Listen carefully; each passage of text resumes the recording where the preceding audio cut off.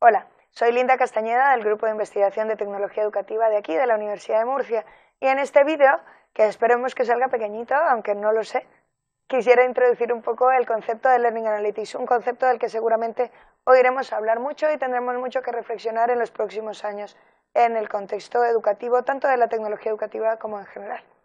Me gustaría haceros la reflexión o que intentéis pensar si habéis oído hablar o habéis usado Learning Analytics. Básicamente, cuando hablamos de Learning Analytics tenemos que remontarnos a cuál es nuestra huella, la huella que nuestras acciones dejan en la red de lo que hacemos. Habitualmente, si pasamos por un sitio dejamos huella, pero esa huella habitualmente se borra. En el caso de la Internet no sucede así. No solo no sucede así, sino que nuestros datos se almacenan y se tratan de formas diversas, dando lugar a tomas de decisiones en las que tenemos más o menos que ver cuando trabajamos, cuando tenemos acceso a ellos. En este caso, el advenimiento de la Web 2.0, la proliferación de la Internet de las cosas y la misma realidad embebida de tecnología en la que nos encontramos ha dado como resultado una situación en la que tenemos una cantidad de datos extraordinaria. Ya no estamos hablando de simple estadística o simples datos estadísticos, ya no hablamos de una muestra de la población, sino que tenemos un volumen de datos que se aproxima en muchos casos a la población completa, que lo recogemos a toda hora y de una cantidad de fuentes extraordinariamente diversas.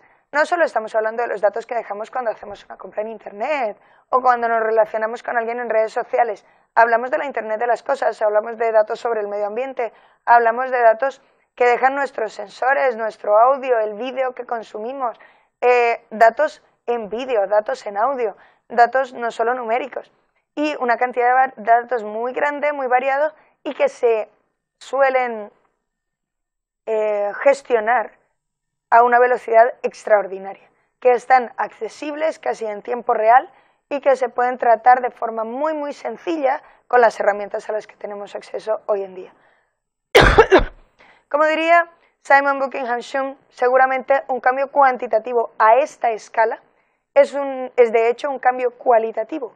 Eso quiere decir que cuando estamos hablando de un cambio tan grande en lo que podemos acceder y lo que podemos hacer con esas cosas, tendríamos que pensar o repensar los fenómenos sociales.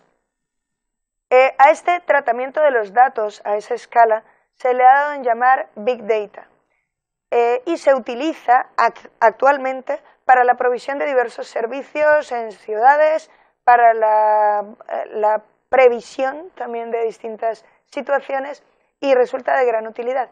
El uso de esas grandes masas de datos en educación es lo que llamaríamos Learning Analytics. Para aproximarnos a una definición que seguramente sea mucho más académica u ortodoxa de lo que es el Learning Analytics, nos remontamos a la definición que se hizo en el primer Congreso Internacional de Learning Analytics, el LAC de 2011, en el que se dice que Learning Analytics es la medida, recolección, tratamiento, análisis y tratamiento de datos sobre aprendices y sus contextos con el propósito de entender mejor los procesos de aprendizaje y los contextos en los que se desarrollan estos contextos de aprendizaje. Claro, volvemos a hablar de datos y no es raro que penséis seguramente en algunos analíticos de aprendizaje a los que ya tenemos acceso. El dashboard de nuestras aulas virtuales, de nuestros entornos virtuales de enseñanza-aprendizaje, como Sakai, como el dashboard de Moodle, en el que tenemos más o menos acceso a qué ha hecho nuestro alumno en la propuesta de curso en la que está vinculado, o los datos que nos da el Google Analytics sobre un determinado sitio en Internet, ya sea quién ha entrado, cuándo ha entrado, cuántas personas, de dónde han accedido, y que nos ayudan a tomar decisiones sin duda sobre ese sitio. De hecho, si vemos, por ejemplo, uno de los más primitivos por ser primeros, no por ser, no en el sentido despectivo de la palabra, usos del Learning Analytics, tenemos el que hizo la Universidad de Purdue. Universidad de Purdue creó el proyecto Signals, en el cual lo que hacían era recopilar datos sobre la actividad de los estudiantes en el entorno virtual y se le otorgaba, dependiendo del tipo de actividades que tuviera que hacer, una luz o un color a cada uno de los estudiantes. El color verde era el estudiante lo está haciendo todo, va bien. El color amarillo era el estudiante se ha dejado alguna cosa sin hacer, está alguna cosa pendiente. Y el color rojo es El estudiante claramente se ha descolgado del curso y es preciso que el profesor o el facilitador le haga un llamado, un estímulo, un refuerzo que permita que no se pierda ese estudiante durante el proceso, sino que continúe su proceso educativo. Seguimos hablando prácticamente de datos. Y cuando hablamos de datos pasan dos cosas. En primer lugar, que creemos que los datos son neutrales, porque como nos vienen dados, parece que solo tenemos que tomar decisiones al final. Al final de todo el proceso de procesamiento de datos, valga la redundancia, y de análisis, es cuando tenemos que tomar decisiones. Y eso seguramente es un error. Como también es un error que cuando vemos esta cantidad de datos tan extraordinaria y tan diversa, nos encontramos un poco intimidados por esa cantidad de datos. Es importante que antes que intimidarnos con esos datos tengamos muy en cuenta que los elementos del Learning Analytics no son solo datos y no son neutrales, desde luego. Hablamos de datos, también aparte tendríamos que hablar de las métricas o la estadística que ponemos en marcha con esos datos, las acciones que llevamos a cabo con esos datos tratados de esa manera y, por supuesto, cómo afectan esas acciones a nuestros aprendices. Es lo que Doug Clow llamaría el ciclo del Learning Analytics. En este ciclo del Learning Analytics es muy importante tener en cuenta que no hay elementos neutrales y es básico que lo tengamos en cuenta. Simon Buckinghamshire pone el énfasis en que los datos, esta parte no es neutral. Un dato no es el mismo dependiendo de la herramienta que salga. Si sale de Moodle, detrás de Moodle hay un tipo de filosofía y un tipo de análisis y un tipo de percepción de lo que es el aprendizaje y el proceso de enseñanza-aprendizaje que no es baladí y que nos da unos datos y no otros, que nos da acceso a unos datos y no otros, que recoge unas estadísticas y no las otras. Hablo de Moodle por dar un ejemplo, pero funciona igual con cualquier herramienta. Cuando hablamos de métricas, no es lo mismo si le pasamos un tratamiento de datos a unos datos que si le pasamos otro. No es lo mismo si queremos saber una correlación que si queremos establecer una causa. No es lo mismo, desde luego no tenemos lo mismo. Y por supuesto, cuando tenemos esos datos, no es lo mismo qué acciones vayamos a llevar a cabo si lo que pretendemos es que quien lleve acciones a cabo sea el aprendiz o quien tome las decisiones sea la institución o quien tome las decisiones sea una empresa de fuera o sea el desarrollador de la herramienta. Desde luego no es lo mismo quién y qué acciones lleve a cabo. Y por supuesto eso no tiene que ver con qué información de esa va a llegar al aprendiz.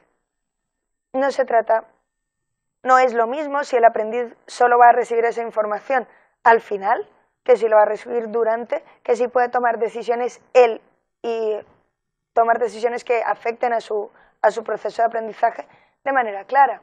Entonces, como ninguno de estos elementos del Learning Analytics son neutrales, evidentemente es imprescindible saber a qué modelo subyacen el análisis que se está haciendo, los datos que se están tomando, las acciones que se llevan a cabo y cómo se entiende el aprendiz en estos contextos.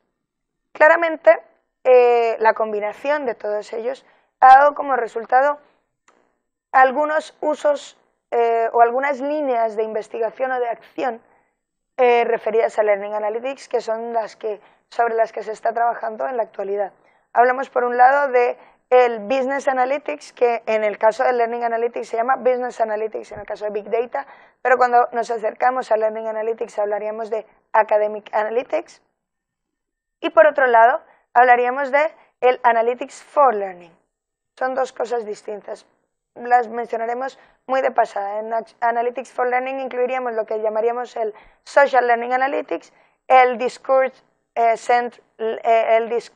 Centered Learning Analytics y el Disposition Learning Analytics, de los cuales haremos, como os decía, un pequeñísimo introducción ahora mismo. En cuanto a Academics Analytics, cuando hablamos de Academics Analytics hablamos de propuestas como el caso de la propuesta de Newton o de otras herramientas que promueven lo que ellos llaman el aprendizaje adaptativo. Una máquina o una herramienta que toma decisiones sobre cuáles son las vías por las que el aprendiz llegará mejor a un punto o a otro, o incluso que toma decisiones sobre quién es el aprendiz y cuál es el futuro que debe seguir este aprendiz. En cualquier caso hablamos de las analíticas como el final y la herramienta como quien debe medir esos datos y tomar decisiones. Al final hablamos de calificar, de medir y de optimizar. Y cómo no, de optimizar entendiendo la educación como un negocio, que es una visión de la educación. Por otro lado, cuando hablamos de eso, se toman decisiones que suelen estar, se acusa a estas visiones de estar un pelín alejadas del contexto. Para este caso me encanta esta imagen que la tuiteó Ravenstein hace un tiempo y que tiene una imagen clarísima en la que es vital que tengamos en cuenta que aunque en eso y en esto tenemos los mismos datos, los mismos elementos, hay un camino muy grande entre lo que es cuantificar elementos y lo que es entender la realidad. Esa es seguramente la crítica más grande que se le hace al Business Analytics o al Academic Analytics. Pretender entender solo con cuantificar procesos complejos, siempre complejos. Por otro lado está el Social Learning Analytics, en el que se sitúan pues Doug Klaus, Simon Buckingham y otra gente que está trabajando sobre eso, Rebecca Ferguson, entre otros, y en el que hablamos de un entendimiento de poner el énfasis más en lo que puede hacer el estudiante con esos analíticos. Analytics for Learning. ¿Qué puede hacer el estudiante, qué puede hacer el profesor en el proceso para mejorar la experiencia de aprendizaje del estudiante, hablando con el estudiante, por supuesto? Y aquí hablaríamos de las analíticas como un medio para optimizar el proceso de aprendizaje del alumno, no la optimización del negocio de la educación, sino el proceso de aprendizaje del alumno, entendido como un evento social, no como un negocio, insisto. Y en este marco se incluyen pues todos los estudios referidos a analizar el discurso de los aprendizajes, el discurso de los aprendices, el trabajo sobre asuntos más cualitativos que puedan dar respuesta a los estudiantes y feedback más próximo a ellos. Hablamos de cosas que mejoren la experiencia de aprendizaje de los estudiantes. El asunto de los Learning Analytics empieza a aparecer en casi todos los documentos que hablan del futuro y del presente de la educación. Sin ir más lejos, en el Horizon Report de 2014 aparece Learning Analytics como una de esas tecnologías de tiempo de adopción de 1 año o menos, y se habla seguramente en dos direcciones. Por un lado, el Learning Analytics como Business Analytics y trabajo con los analíticos de aprendizaje desde las instituciones y desde los profesionales, y por otro lado, el Quantified Self, o el uso del Big Data por parte de las personas para enriquecer su experiencia de todas las cosas. Ya que estoy dejando datos de mi actividad por toda la red, pues sería interesante ver cómo esos me pueden ayudar a tomar decisiones que afectan de forma positiva a mi futuro y, por supuesto, a mi futuro en el aprendizaje.